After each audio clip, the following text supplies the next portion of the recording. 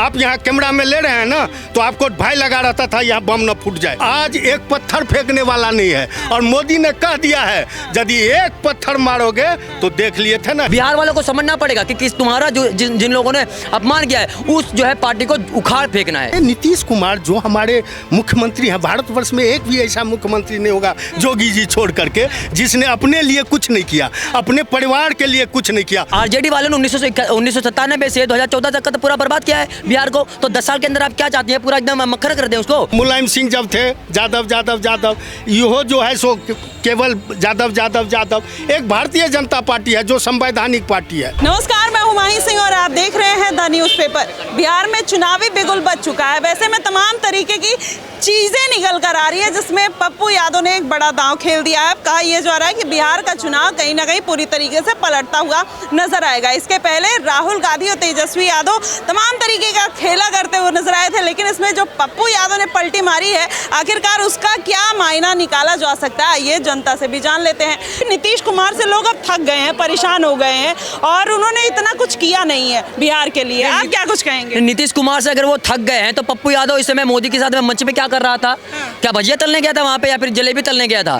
तो ऐसा कुछ भी नहीं है। राहुल गांधी बहुत तरीके से कोशिश कर रहा है, और ये भी तेजस्वी यादव भी कोशिश कर रहे हैं कि इस बार बिहार के अंदर में सरकार बनाएंगे, और उसके लिए झूठ पे झूठ, जितना लेवल का झूठ होना चाहिए वो बोलता जा रहा है। उसके लिए चाहे कुछ भी, अब प्रधानमंत्री की माँ को गाली दिलवा दे रहा है, कह रहा है हम जीतेंगे जरूर, फिर कह रहा है चुनाव आयोग बिक गया है, फिर कह रहा है वोट चोरी हो रहा है, फिर कहता है ईवीएम हैक हो गया है, फिर कहता है बिहार के अंदर में नीतीश कुमार ने बर्बाद कर रखा है। वो कोशिश कर रहा है, लेकिन राहुल गांधी और तेजस्वी यादव के किस्मत में जब एल लिखे हुए हैं तो कहाँ से जीतेगा भाई साहब? नहीं जीतने का कोई ऑप्शन है ही नहीं उनके पास में।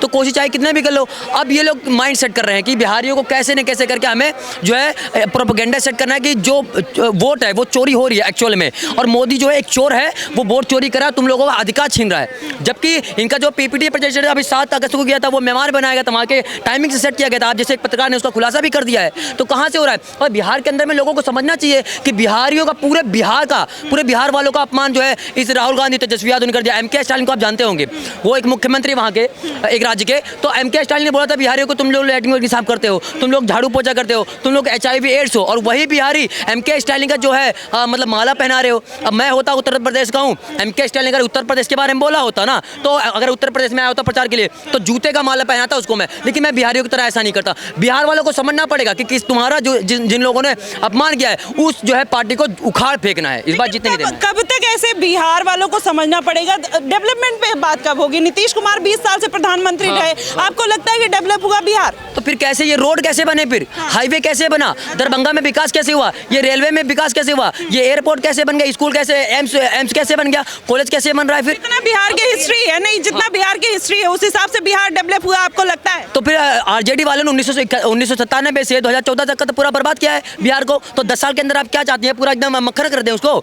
समय तो लगेगा ना भैया, समय। अब 65 साल से पूरे देश को बर्बाद किया कांग्रेस ने, उसकी भरपाई बीजेपी सरकार कर रही है ना। अब आप कह रहे हैं कि भैया पूरे बिहार को एक बार में ठीक कर दिया जाए, तो ऐसा नहीं हो सकता ना। उत्तर प्रदेश की जनसंख्या कितना है? 24 करोड़ है, और बिहार का भी देख लीजिए, इससे लमसम मिलता है। पाकिस्तान का देख लीजिए, तो बिहार और उत्तर प्रदेश कोई राज्य मत समझिए, एक देश समझिए। बिहार की जनता जुड़ चुकी है, इनसे जानते हैं कि आखिरकार बिहार में क्या माहौल है और किस तरीके से बिहार की राजनीति को देखते हैं।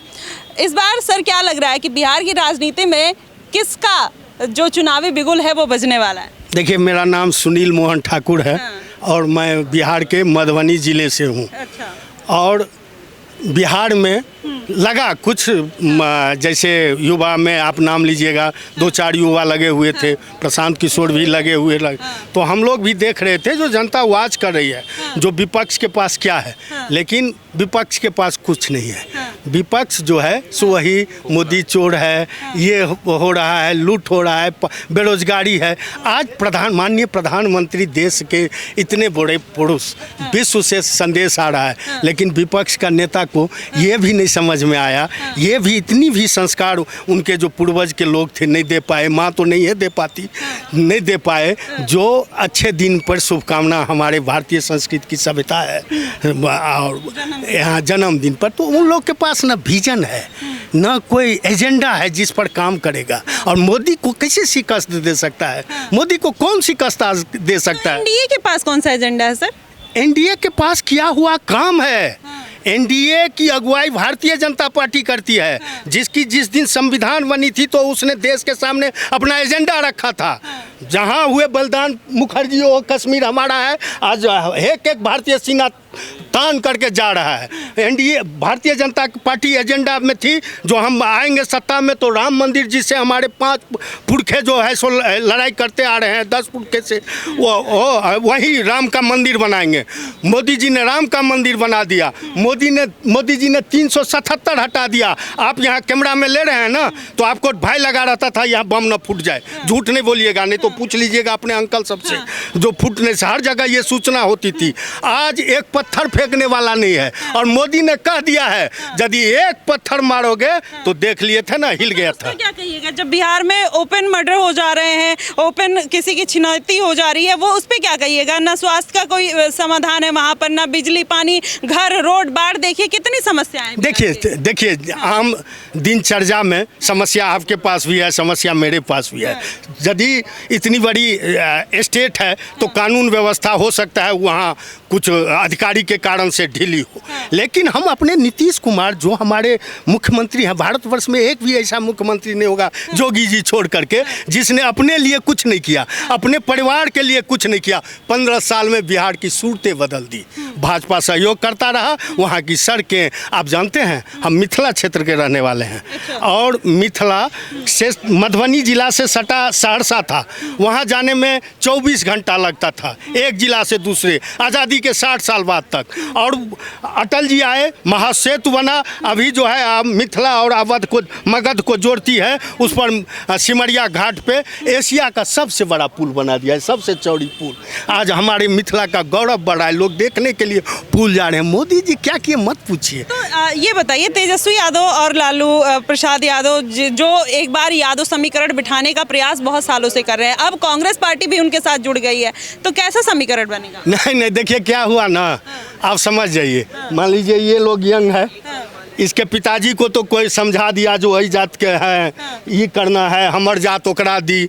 लेकिन ये जो नया जनरेशन आया है ना, वो नया इंडिया का लड़का सब है, वो लोग जात तात नहीं देख रहा है। तेजस्वी जी को ये पता लग गया है, जो अब ये सब चलने वाला, ये देख रहा है, ये भी देख रहा है जो पूरे दुनिया में खेल चल रहा है। इजराइल जिंदाबाद करने के बदले, हमारे देश का साथ देने के बदले, फिलिस्तीन और गाजा का जो हमास जिंदाबाद, हमास का वहाँ का किया जा रहा है। तो ये युवा जो हैं, ये जो किसान हैं जिनको आज सम्मान राशि मिलती है, ये जो बूढ़ी माँ है जिसको पेंशन मिलती है, वो सब मोदी को नहीं छोड़ना चाहता है। अच्छा। मोदी और नीतीश को नहीं छोड़ेगा। नीतीश ने ऐसा क्या विकास किया है? जैसे तेजस्वी यादव बार बार आरोप लगाते हैं कि जब हमारी सरकार में थी तभी युवाओं को रोजगार दिया, तमाम तरीके की फैसिलिटी दी, हमारे प्रेशर में दिया, ना कि नीतीश कुमार ने खुद से दिया। तो क्या विकास किया नीतीश जी ने? देखिए, नीतीश जी राजनीति को स्वच्छता प्रदान किए। वो राजनीति में ऐसा कभी कोई काम नहीं किए, न कोई भ्रष्टाचार के मामले में उनका कुर्ता बेदाग है। यदि भारतवर्ष में 10 नेता का नाम जनता लेगी जो ईमानदार नेता का, तो उसमें नीतीश जी का नाम लेगी। और उन्होंने ईमानदारी से जो केंद्र ने राशि भेजी उसको जमीन पे उतार दिया, और आज बिहार जो है सो चमक रहा है। अब देखिएगा, 5 साल और दीजिए, आपको पता हो कि नहीं हो, बस अब ये मेट्रो पटना में दौड़ रही है।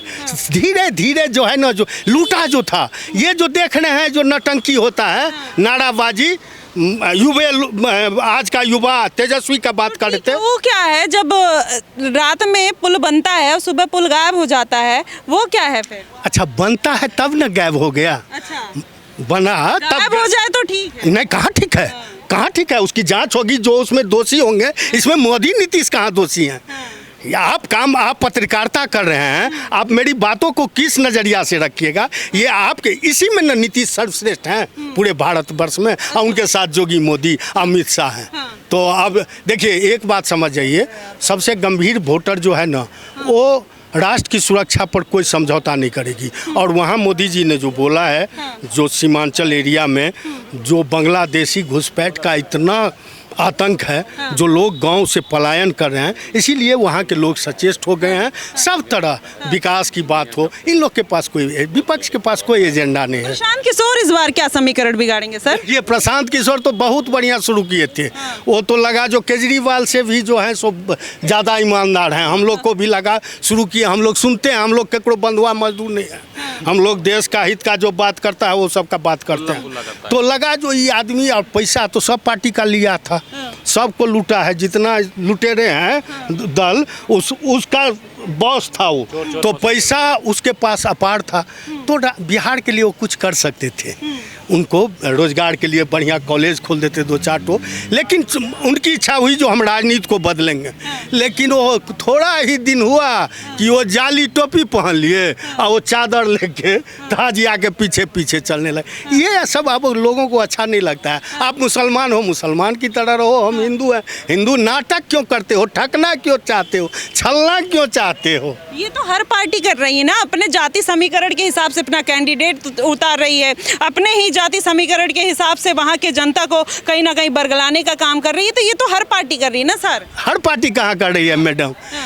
यूपी में देखे होइएगा, खाली जो है सो मुलायम सिंह जब थे, यादव यहो जो है सो केवल यादव। एक भारतीय जनता पार्टी है जो संवैधानिक पार्टी है। अभी जनगणना हुआ है, जिसका जितना हक है सब जात से, सब वर्ग से टिकट देने का काम एनडीए और भाजपा करेगी, सारे लोग एक साथ बैठ करके। जातवादी हमारे यहाँ जातवादी नहीं। बिहार में जातवाद नहीं है, बिहार में भाजपा में जात-पात नहीं है।